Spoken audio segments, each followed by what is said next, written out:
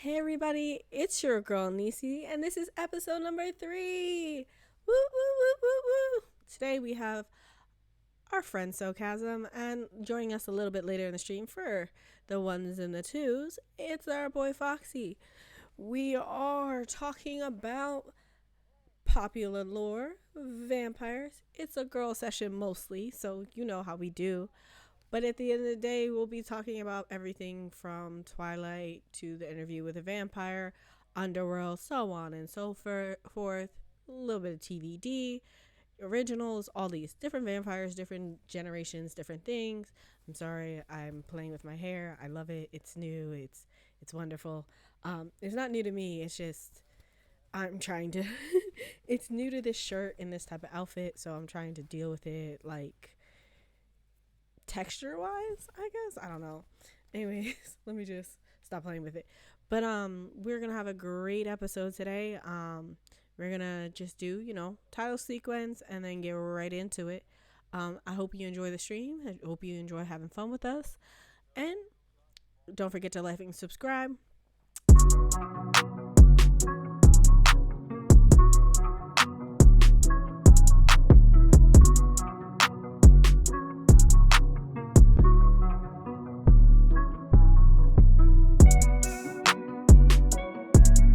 So we're just gonna get into it. So, Chasm, Yeah. welcome. Thank you for joining me. Hello.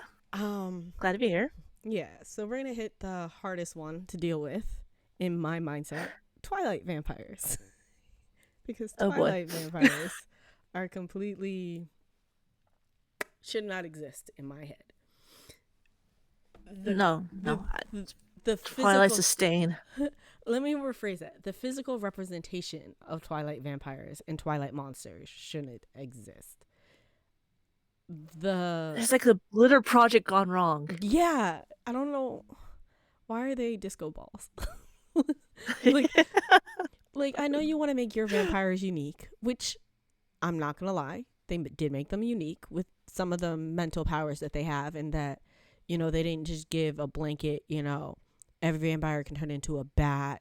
Have some mind control over somebody, that type of thing. She definitely did make them unique, Mm-hmm. so I don't mind their having random vampires having control over Earth in case of Benjamin, or Alice seeing the future, and Edward being able to read everybody's mind. It shows that each vampire is unique, which I like. But why do they glitter? Yes. And I'm trying to figure out what makes them glitter. There was never a reason for why they glitter. Do you I remember? don't know. I think he was just trying to find ways to have them be out in school. But here's the Why would vampires go to school? I have no idea because you're hundreds of years old. Why do you want to go back there? you don't. And then it's just I don't even want to go to school. I'm human. But at the same time, it's Yeah. just if you want them to be daywalkers, that's already a thing. Just call them daywalkers. And the whole not being in the sun thing.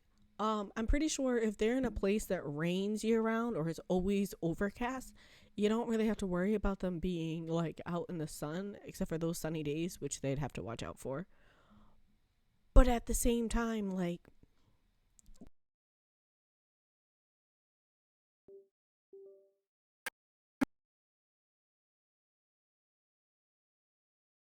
Very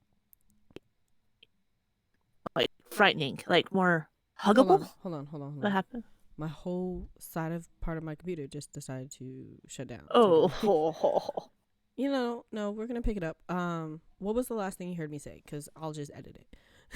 I'm not just stopping. Um, I think I was just saying, why would vampires want to go to school, or why would they? Year round, I've, especially the Twilight vampires. Jasper had an issue being around humans, and yet you put him in school. that seems hey, you're hungry, go to a buffet. Yeah, it didn't logically make any sense. Uh, And the whole smell thing. That was the best introduction to a character ever. I made it to a parody, honestly. He's like sees her and like covers his mouth like I'm like, oh no, you stink of BO. But then it's just like, she was like, your eyes have changed color. Did you wear contacts? The easiest way to get out of that situation is yes, yes, I wear contacts. Thank you for noticing. mm-hmm. That would have gotten her one less suspicion, Yes. like generally. And then on top of everything else, they had it was the lack of just having things, I guess is the best way to say that. They didn't need to have what's it called? Like they didn't really try to hide who they were, because if you want to hide who you are, you don't just, sit at a table with just your people. Does that make sense? No. Like I would want to sit next to, the jocks or intermingle, because if I'm intermingling, I'm less likely to be seen as something solo, less likely for something to be spotted or whatever, because if I see you by yourself, I notice you. Why are you by yourself? Oh, well, they're the weird kid. That's true. Now my focus, like, now if they all sat by themselves and they were all individually loners, I'd be like, okay, whatever. But you keep to yourself in class. You don't talk to people. You keep to yourself in the cafeteria. You don't talk to people. You mysteriously are donating thousands of dollars here and mysteriously donating all of this and all this food pantry stuff. Excuse me, you're on somebody's radar. Somebody's. Yes. And then And it's just at the end of the day, like, why didn't they just use foundation? that doesn't make sense, yeah. And if like in a small town where people remember you and there is such thing as archives. Mm-hmm. So they can go back and say, hey, 100 years ago, there's these people who looked exactly the same. This is the same thought how it's Vampire Diaries, because you can see the past because there is such thing as photography. Yeah. And nowadays with speed cameras and documentation where, like, on your birth certificate, no, you don't have to have your picture, but to have a driver's license, you have to have a picture. For, passport, you have to have a picture. They have all of these so they can travel. You would think maybe, just maybe, they would be a little bit more careful. But So they can't even tan, which is another thing. Hey, Fwoxy. ooh. Hi. You ready to talk about vampires? Yeah, we're talking about vampires. What was I doing?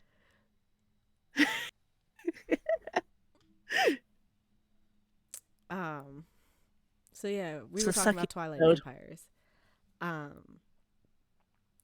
But it's just the whole concept of, like, the physical characteristics of the Twilight vampires don't make any sense. Everything else I'm fine with that in the universe. The werewolf shape-shifting thing, I'm still trying to wrap my head around them being big puppies. Well, I do understand Meow. some of that. I used to be a fan fiction writer, and so I did do a lot of dive into this. There's shifters and there's actual werewolves, but the werewolves were put pretty much extinct by the Volturi. Yes. Because the Volturi didn't like the power they had. But it also is like, in every universe, werewolves and vampires have always been enemies, with a few exceptions where they made it into a love story, but whatever. Those stories excluded. Oh. Every other universe, vampires and werewolves are enemies. But hold on one What second. about Monster High? Every other story. But hold on a second. Well, hey, there everybody, is I just one. wanted to introduce you to Fwoxy. He is joining us today. So he came in a little late, but we're Gucci with it. We're talking about vampires. We just talked about how Twilight's physicality of their vampires, or physical appearance of their vampires, are bullshit. But the rest of the universe kind of makes sense. But right now we're talking about the Volturi and how they eliminated actual werewolves. So, the ones that turn on the full moon. But at the end of the day, I feel like werewolves are the only ones that can, like, truly exist in society without too many complications. So Yeah, just Oh yeah, once a month you try to kill somewhere. everybody. yeah, But like they also like at the same time like yeah, once a month they try to kill everybody. But I'm just thinking like if I in the human world, hey boss, I don't need any other days off in the month, but I need the 23rd of this month.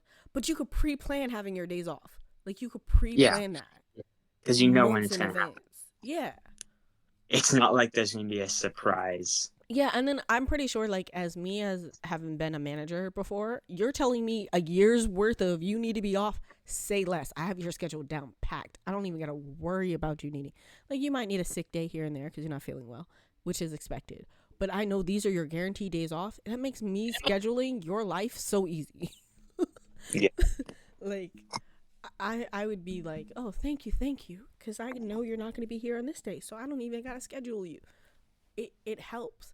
So I feel like werewolves had it, and vampires are like, I can't even schedule going out in the sun on Tuesday. Nah, fam, dead.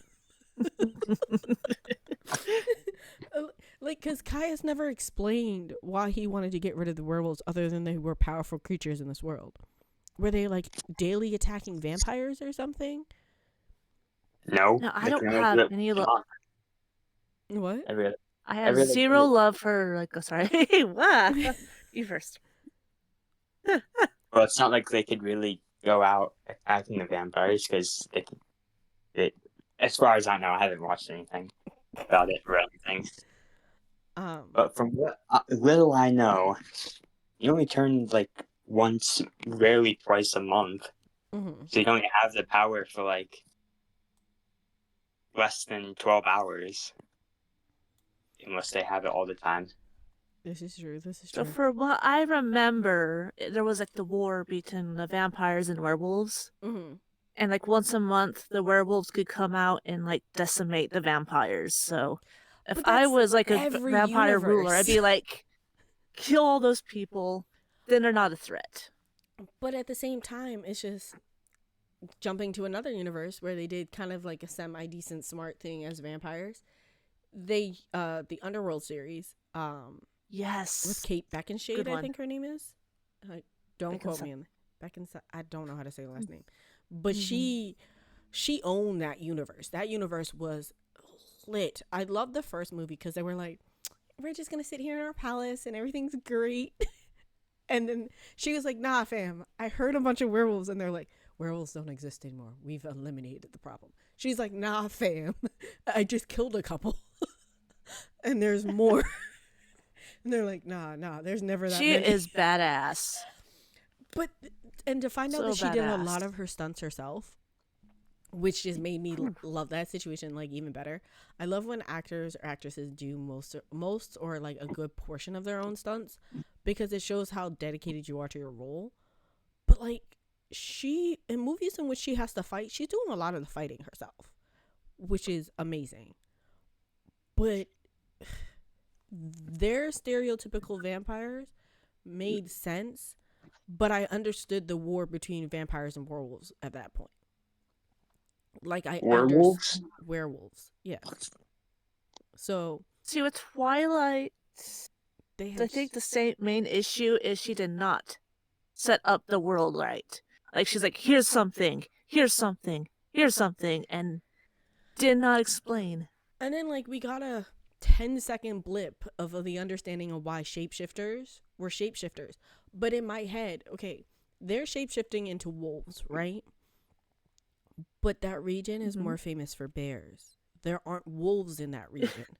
So in my head, if you actually did your research and you're going to put these people in a certain specific area, they wouldn't be werewolves, they'd be werebears or shapeshift into bears. But then which would be cooler. Yeah, and then there are so many different predators out there that would have made more sense than wolves. But because she wanted to play off the term werewolf, and then at the end of the day, like Caius explained, like, y'all aren't werewolves, y'all are shapeshifters, but I still want to kill you because you look like my enemy.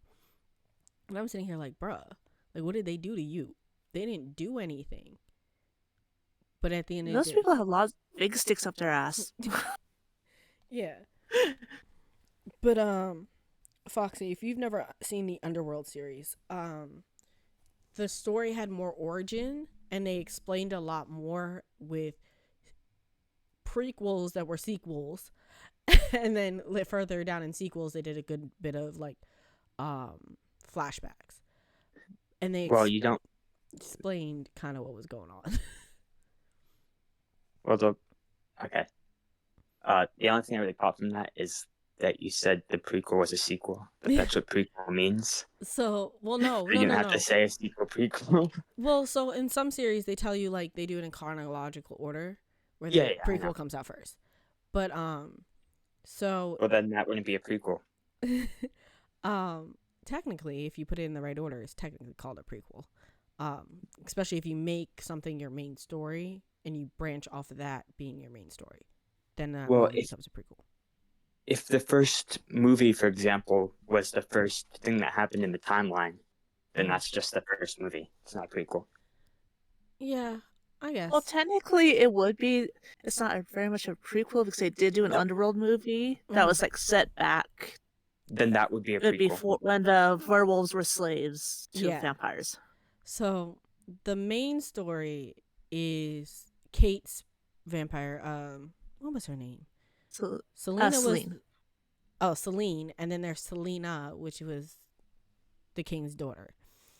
Celine was a young maiden whose entire family was decimated, and she became a loyal pet, for a better spoke of the word, to the person who slaughtered her entire family. Yeah. You don't find that till later, so spoilers.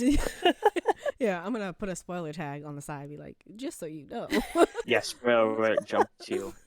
But the whole series, vampires, werewolves, the concept, I was rooting for the werewolves.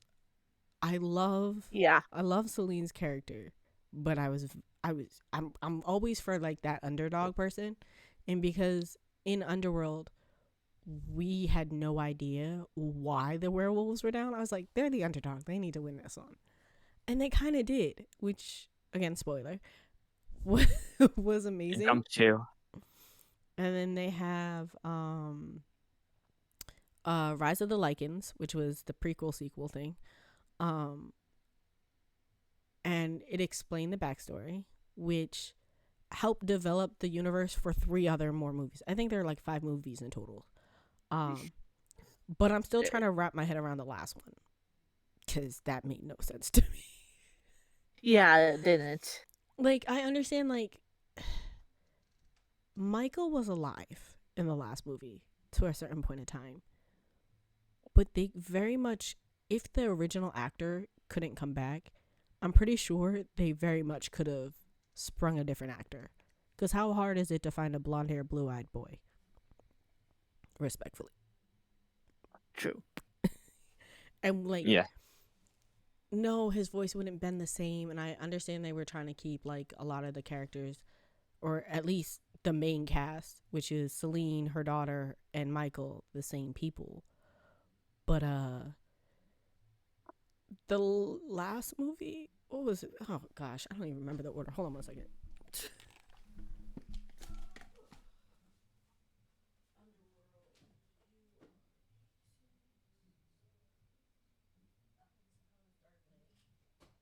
we'll be right back after this brief message from our non-existent sponsor. Vampires Incorporated. Okay, I have this whole series, or the whole I have the DVD collection because I'm a nerd. And it only cost me, I want that. It only cost me $30. So there's Underworld, which is the original. Oh wait, Rise of the Lycans was a prequel that came after Evolution. I forgot about that. So Evolution was when Marcus broke out. Rise of the Lycans is when they went back in time. But technically, Evolution, would that be a prequel or a sequel or a mix bag? Because depends. a lot of the a lot of evolution was flashbacks because of what happened to William, who is, what is his name? Marcus's brother. And it was explaining how werewolves and vampires came to be, but it kind of also fell behind Underworld. So it was both a prequel and a sequel, I guess. And then Rise of the Lycans was definitely a prequel. I would say half of Evolution was a prequel and the other half was a sequel. Well, how was what we would call the prequel part told? Was like someone telling about it? In a way? Those yes. are kind of more like flashbacks. So. Okay, then that would just be a flashback. Okay, so then it was definitely a sequel. So the prequel is Rise of the Lycans, and then in order after that is Underworld Evolution, Awakening, and Blood Wars. Awakening. Did I even watch Blood Wars? Hold on a second. I need to know what the individual DVDs look like so I can put these in the right order. Yeah, Rise of the Lycans. So my main thing with shows and movies is they should plan them out. Like, this is what we want to do. This is an end goal. Yeah. And if don't keep making stuff because it brings a lot of money, because you end up making something that's nonsensical and people well, this is crap. Yeah. I think. So I can make a lot of coughs right here.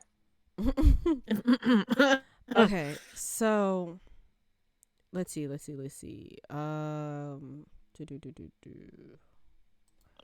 I love how I typed in Underworld, and of course my computer's listening to everything we say, and automatically gave me the movies and not just the Underworld from Hades' point of view. So about, you said Vampire Diaries. Yes, or original Vampire Diaries. TVD. The universe is the TVD. With the originals. Yeah. And okay, so the traditional vampire from season 1 that we found out about. If they drank animals, they were weaker. They weren't able to use all their abilities. They could do a little bit of the compulsion thing that's on every traditional vampire.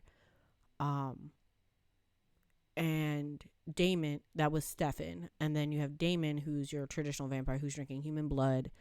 He was able to turn into smoke, control some animals.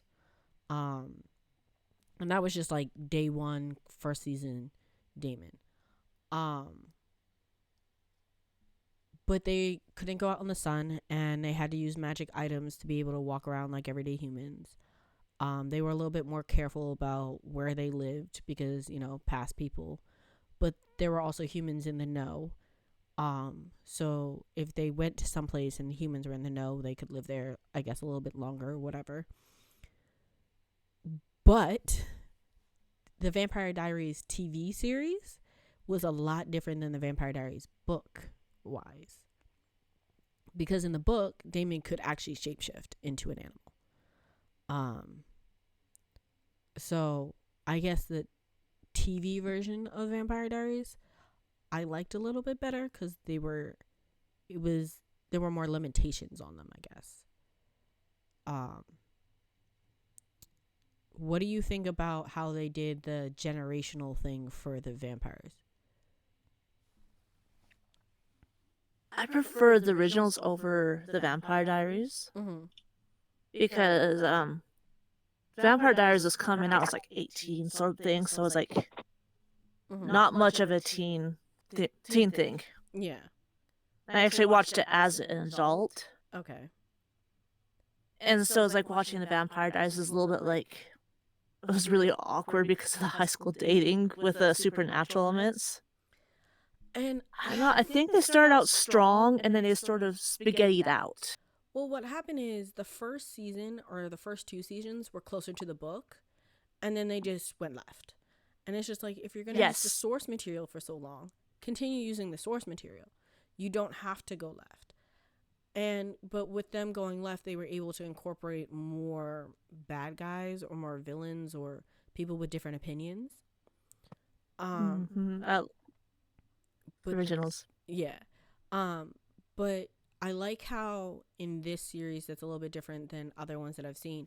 If you kill a certain vampire in like a sire line, so like Fwoxy's the newest one, but he has 3 generations ago. I'm turning you into a vampire. I want to be a werewolf more. I know, but we'll get there. Too bad you're a vampire. Yeah, you're a vampire today. Fwoxy's great grandsire got killed. Fwoxy's dead. But I like that because it's like, even though they're immortal, what they do affects their future generation. So they also have to be careful. But at the same time... Now, the vampire universe... Sorry, go ahead. Sorry. But at the same time, it was weird. Because I'm like, you're just walking down the street one day and then straight to dust. Like, how does that work? Like, I never understood that. Because they were like, if you kill the original vampire, everyone in their line dies. I'm sitting here like, how though? Magic. I wonder if they explained that in the originals. I think it was like season 3 where they had the Sire Bloodline War. Mm-hmm. I don't remember much of it, but basically that whole story was different vampires that the originals created come out. And they basically say, you are going to die, but I want you to live. Okay. And so there's like everyone wants to kill the originals because, well, the Michelsons are horrible people. They're freaking horrible, but they're amazing. But you have to also understand, they're a product of their environment. Does that make sense? Like, what we consider horrible people today might have been traditionally how they acted 15, 16 years ago. So, 16 centuries ago. Sorry, not years ago. Centuries ago. Oh, yeah, they had to survive. Yeah. Especially with Michael. Yeah, and then that's the thing, like, people aren't understanding, like, if I, as a human, we're judging them as humans and not necessarily as vampires who are also survivors. Like, they were born, I think this series, the originals are like, I'm going to say about 600-700 years old. They're not too far back. But 1,000 years old? Yeah. I think 1,000's like their cap. They might be getting older as we speak, but originally I think they're only... Hey guys, as you can see, we have been recording this episode and I was doing the editing and I noticed that we had made quite a few errors in talking about TV when it came to the originals. And I wanted to clear some things up. We were pretty much saying that during the time that Klaus and the originals came to Mystic Falls and then later to New Orleans, that we were essentially judging Klaus and his siblings on the fact that on a human-based standard. But in fact, they were vampires who were semi-turned against their will, but because of a family loss. And they're over 1,000 years old. So they were struggling with eras of different, hardships, famine, disease, all of that. On top of being the first vampires. So they had to figure out how to survive on blood on their own. What siring was. And then on top of that, Esther, their mother, slept with somebody else, making Klaus, of course, who was the first hybrid. And in doing so, she turned her husband also into a vampire, as well as her children. And then later, Esther ended up getting revealed of her affair. And Dad did a 180. He said, so your lover is the reason why my youngest son, my baby, is dead. And then now you locked up my son's curse, but the second he awakes it, now I have to go after him. Like, I'm not going to let a werewolf live, regardless of where I am, whatever. And that's a 1,000-year feud between vampires and werewolves. So at the end of the day, we were discussing how, like, that whole thing started a whole different type of vampire than that we're used to. In that way, when we're talking about TVD and the vampires that are in it, and we're talking about, of course, the TV version, about the Klaus family, the Michelson family and their children, and judging them about what's good and what's wrong and what makes them good vampires, we have to understand we can't fully understand their mindset because they're over 1,000 years old.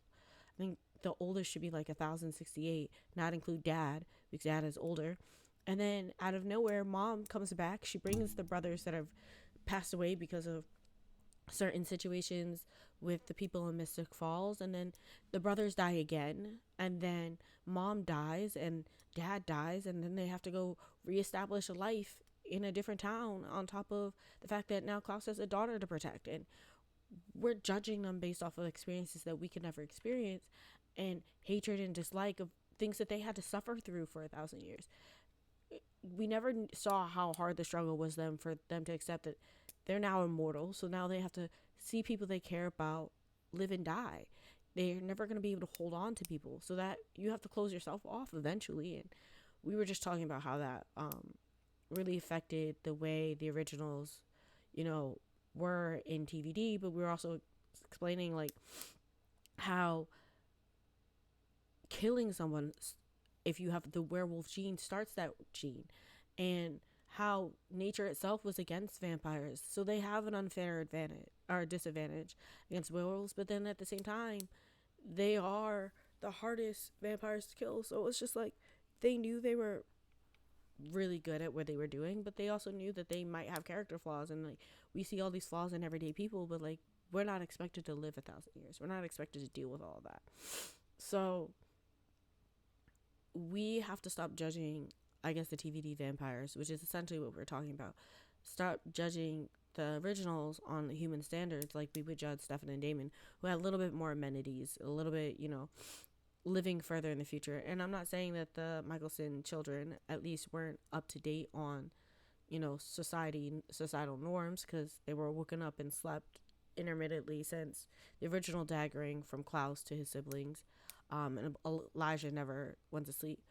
But we have to understand they have so many more experiences than we have.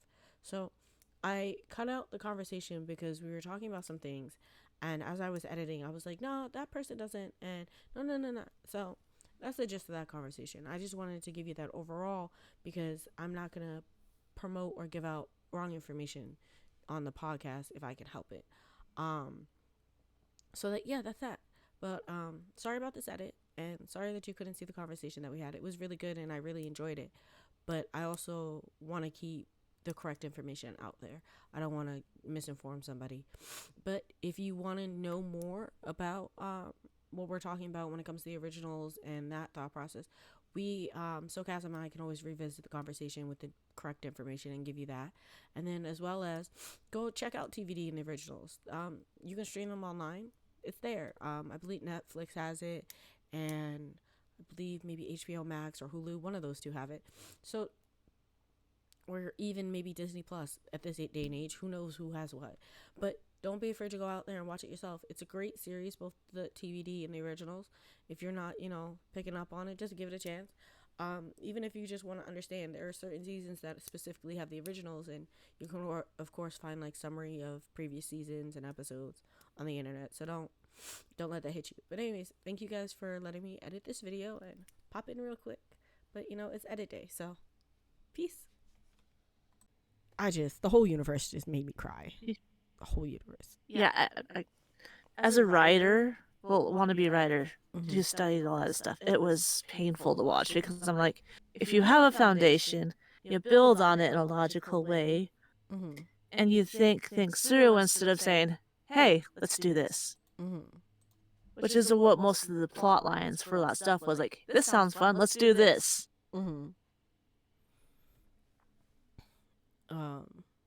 And then you had, okay, so that's TVD. We did Twilight. We did Underworld. Then you have your traditional Dracula vampires, which couldn't go out in Interview the with the Vampire. I did it. So I just watched the TV series version. It's trash. I don't care what my TikTok says. I don't want to watch that. Okay, so it's pretty much so they're taking the one with Brad Pitt in it, and they're using an excuse of what was the vampire that just not Lestat, but the other one, his lover or whatever, the one who's actually telling the interview. He's like, I made a mistake. I did the interview. Yeah, so Daniel, I don't know. So the premise of the TV show is the new vampire, newer interview. I don't want to get his name. Interview with the vampire. I don't want to get his name wrong because it'd be disrespectful to the show. They took time to actually brand this. So Louise de Pont de something. Louise. Yeah. What was his name? Louis de Pomenot. What was his full name? I don't even remember. I used to. Yeah, like because he said it enough in the thing. Louis. I came from a conservative background. Yeah. And then I left that conservative and like, oh gosh, I need to go Binge. opposite. So I read every interview with a vampire, listened to a lot of heavier stuff, and I'm like, in my 30s, I'm like, you didn't have to. Yeah. You could have just been chill. Yeah. So his name is Louis de Pont de Dulac. So he's from Louisiana, and he's interviewing. Daniel is the guy is the interviewer. So like the guy from the newspaper. Daniel is that guy. His last name is Malloy. So Louis in this TV series calls Daniel up or sends him a letter or whatever. I think he sent him a letter and with the tapes that were originally recorded that he stole from him and whatever. And he's like, so you interviewed me and I was still dealing with my emotional backlash and all this stuff. I want to try again with you. I want to do it over. And I want to tell you everything from beginning to end without interruption, without, hiding things from you. Kind of just a new blank slate. You get this interview. And if you want to put it in the newspaper, do so. If you want to write a book about it, do so. But I want to give you actually what happened. So that's what the TV's premise is. And Daniel, the original guy that was interviewing, was like, okay, but we're going to do it on my terms. It's just going to be you and me. I don't want you to have anybody else in here to distract you, upset you, da-da-da, so on and so forth, right? And I want to hear your whole relationship with Lestat de Liancourt. Lestat. And Lestat, there's so many different versions of Lestat that the version that they're portraying here is so different than like the Queen of the Damned Lestat. I'm like, and then that Lestat is different from the Damn Lestat is a monstrosity. You got the accent right. Everything else was just wrong. And that's what I'm like. If you're gonna use the same name, do like they did in this story. Give him a location of where he's from. So that we were like, oh, Lestat's just a popular name in the 1600s. You feel me? But like,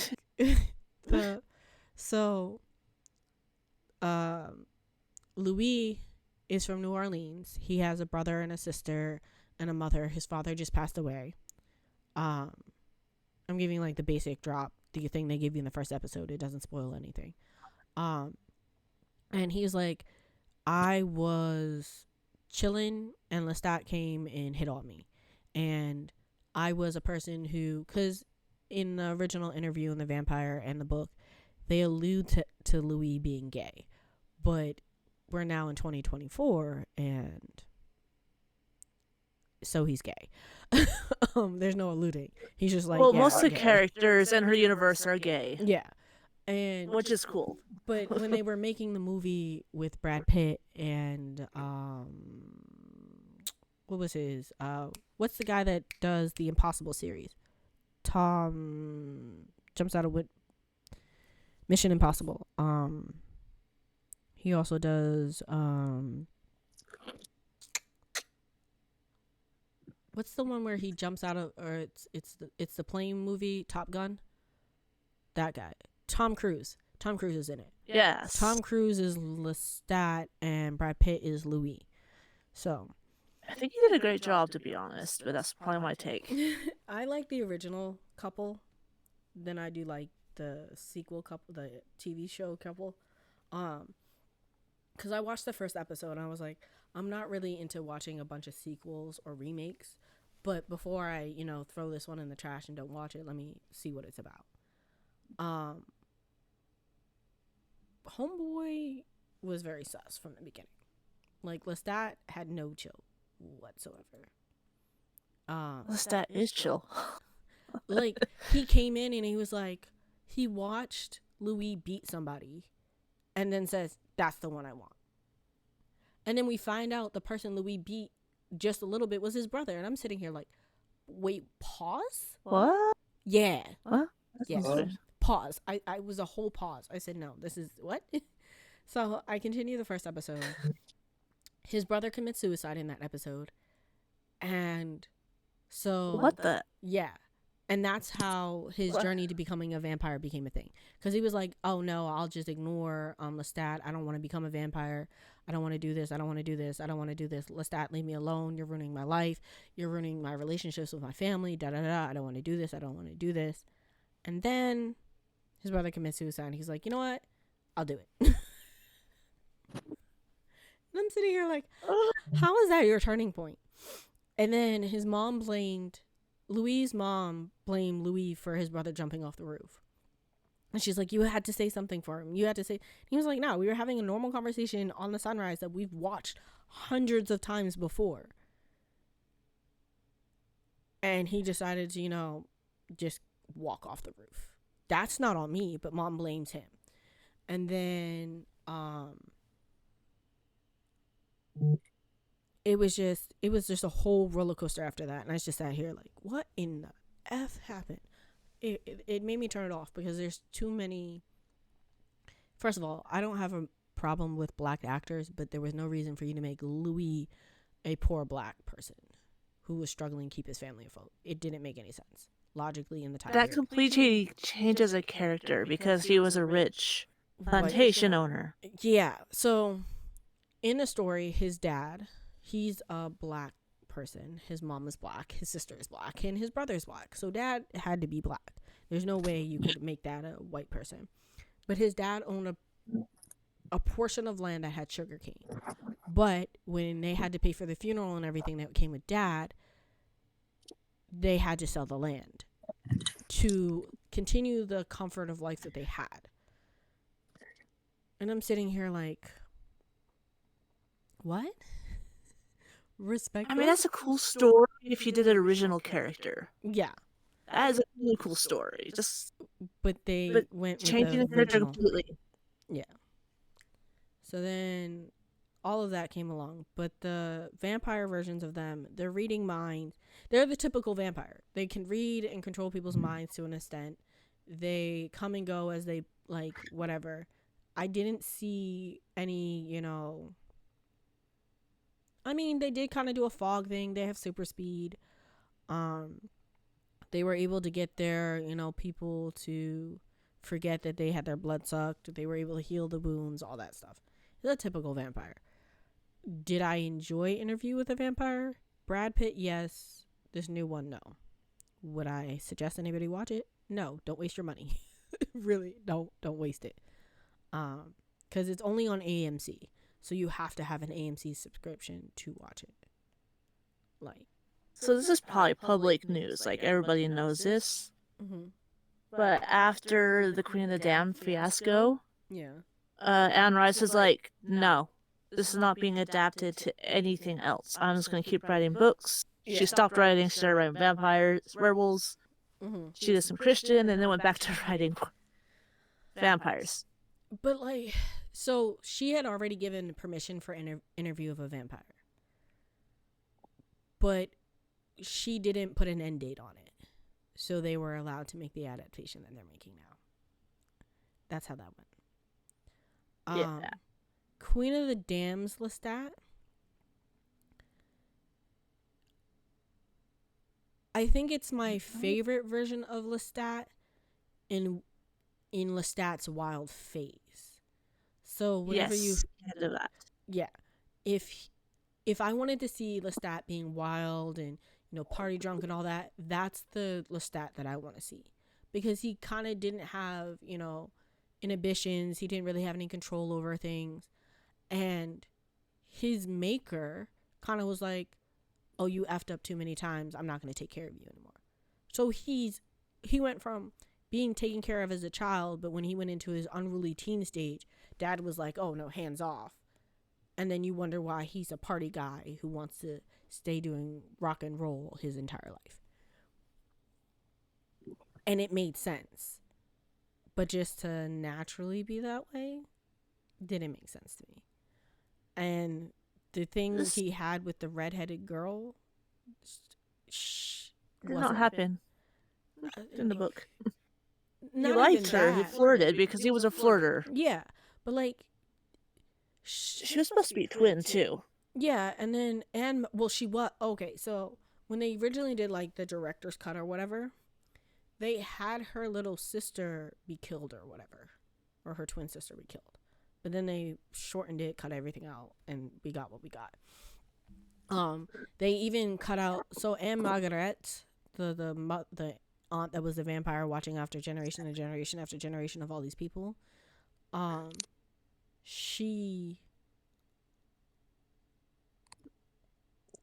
scenes were longer, and those were cut in half. So it was kind of like, okay, everybody just does what they want when they want to do it. Cool.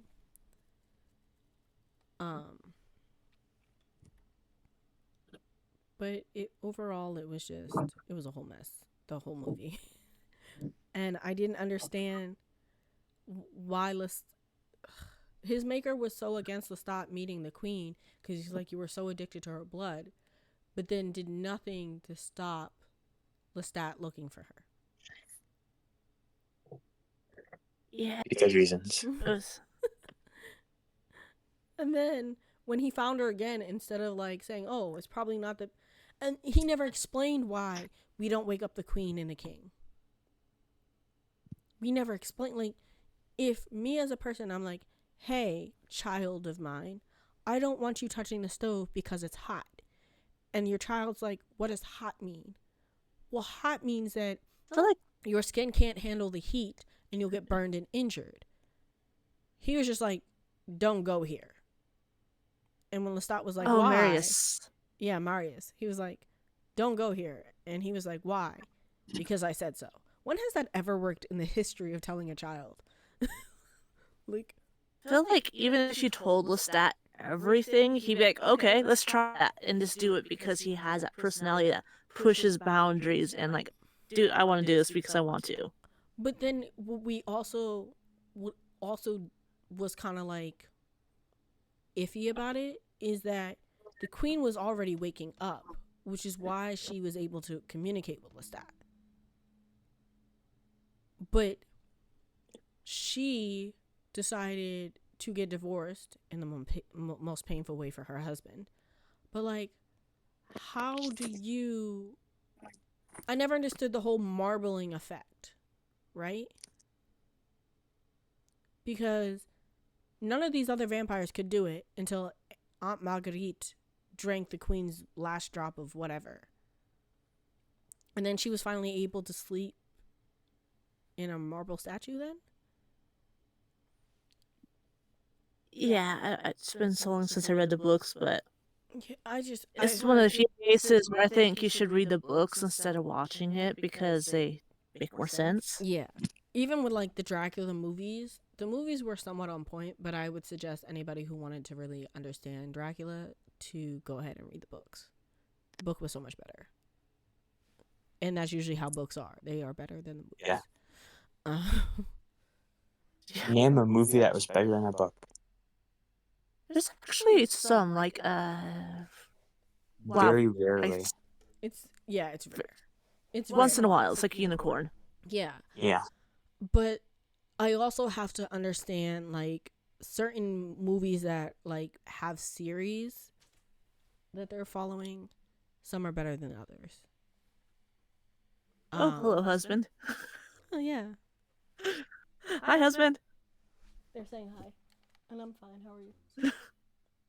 I'll be. Who there? We're ending in about. He says hi. He's doing husband stuff. But at the end of the day, I just feel like the vampire movies that we see are usually based off of some book of some sort, and they're doing the best that they can with their source material. But at the same time, if I'm giving you a script for something, follow the script. Because it's not really that hard with all the CGI that we're doing nowadays. And I'm speaking to Avatar: The Last Airbender. Before I dive into the series, y'all better have researched the source material, because I don't know how hard it is for them to understand. But his name is Aang. I don't know who Aang is, but his name is Aang. I watched the movie for Avatar: The Last Airbender, and I wanted to chuck it through a wall and bury it someplace. I wanted to find the original movie that they had filmed and bury that in an Egyptian tomb, never to be found again. Or into a volcano. No. Because if I chuck it into a volcano, somehow, some way, they would have made it indestructible. At least in a tomb, no, especially a tomb that they've already dug up and said they took everything out. You put it in one of those, because then they're not going to go back. Use as tourist traps now, so someone would find it. I don't know. You just gotta put it someplace someone's already discovered. Chuck it into space. Nope, because eventually humans will be going out into space. Well, it'd be way too far ahead of us if you go anywhere. This is true. Till we develop light speed. I'd be like, wait, there's that DVD. Blood was on the list too. Yeah, I believe True Blood was on the list. True Blood.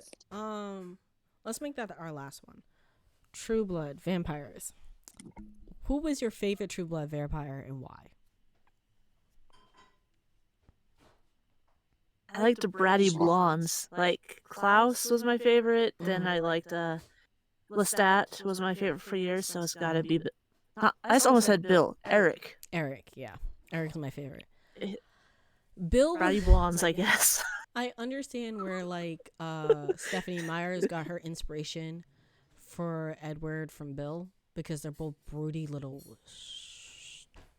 children in adult bodies, apparently.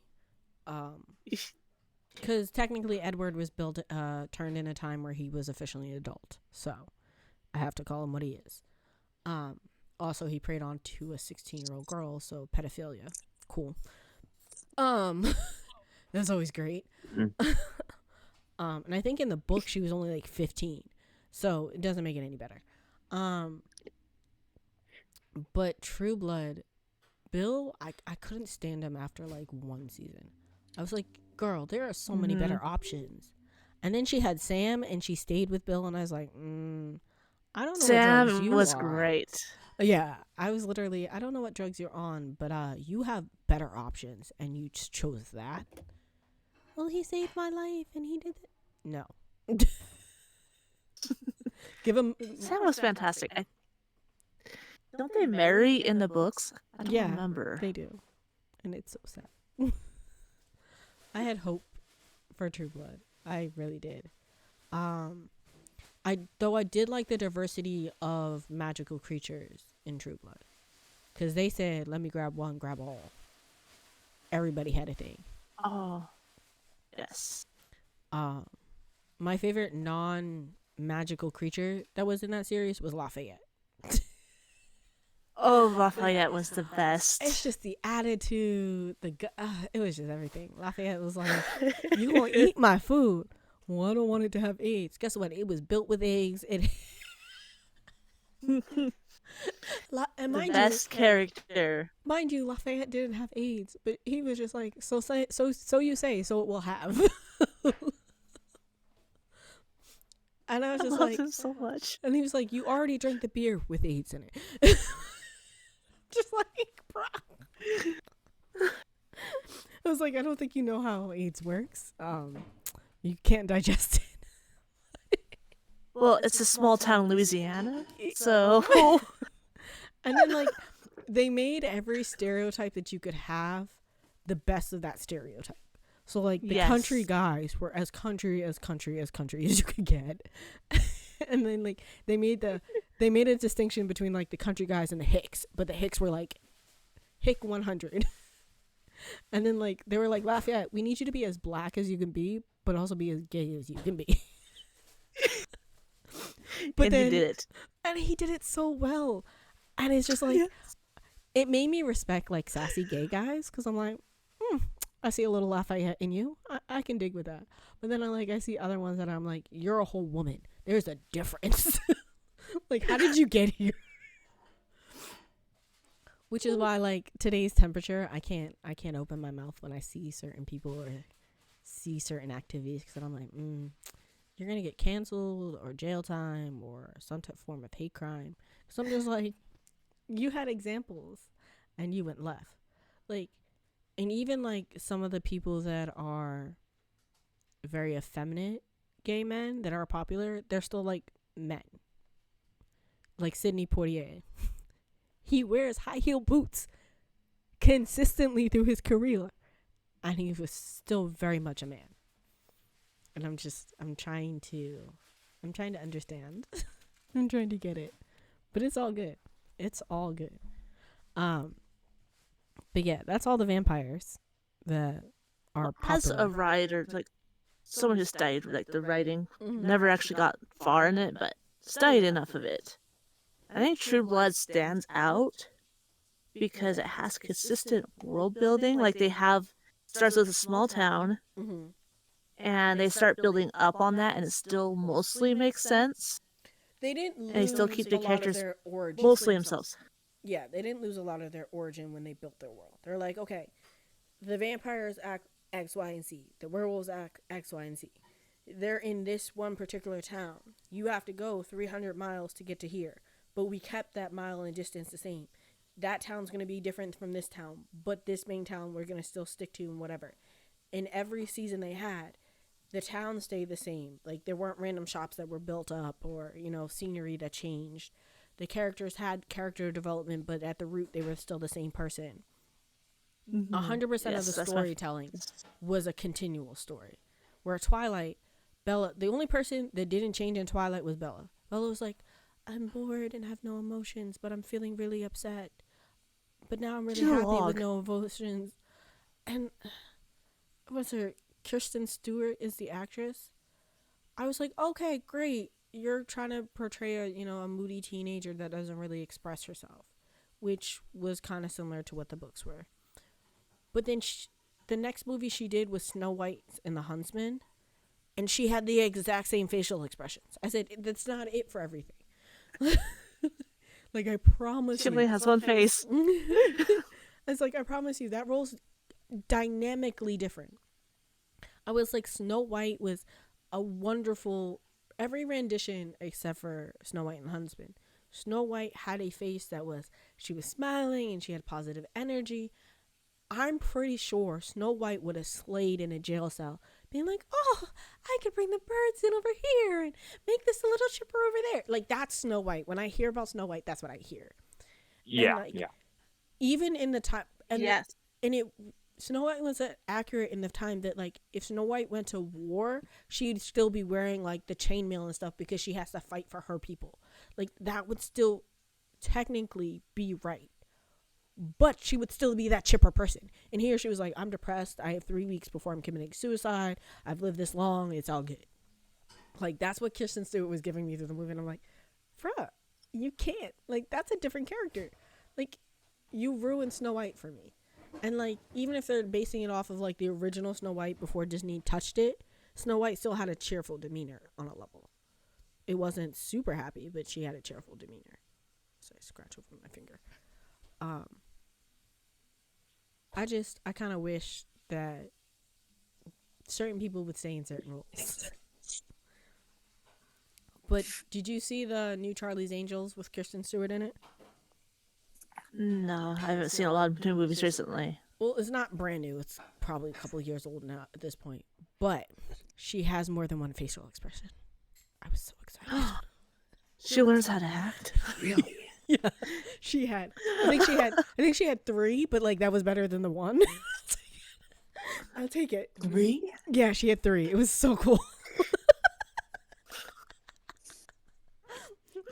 Like, I hate to be that person, but that facial, I was like, oh, we can smile now. It was great. It was absolutely great. Software update. Yeah. But yeah, thank you guys for joining me. I do appreciate it. Fwoxy, thanks for coming in when you did. We appreciate the help. I did nothing. Yeah, you did nothing, but you said. Hey, but you added something. It's better than, not showing up at all. Yep, I corrected you on how prequels work. I needed that. Thank you. Thank you so much. I appreciate it. Socasm, thank you for all the entertaining vampire conversation. I do appreciate it.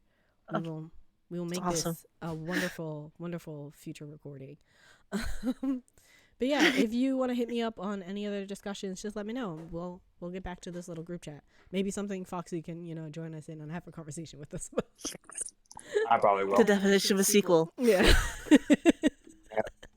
It comes after first one. Okay. But if the second one comes after the first one, but it's set before the first one, then it's a prequel.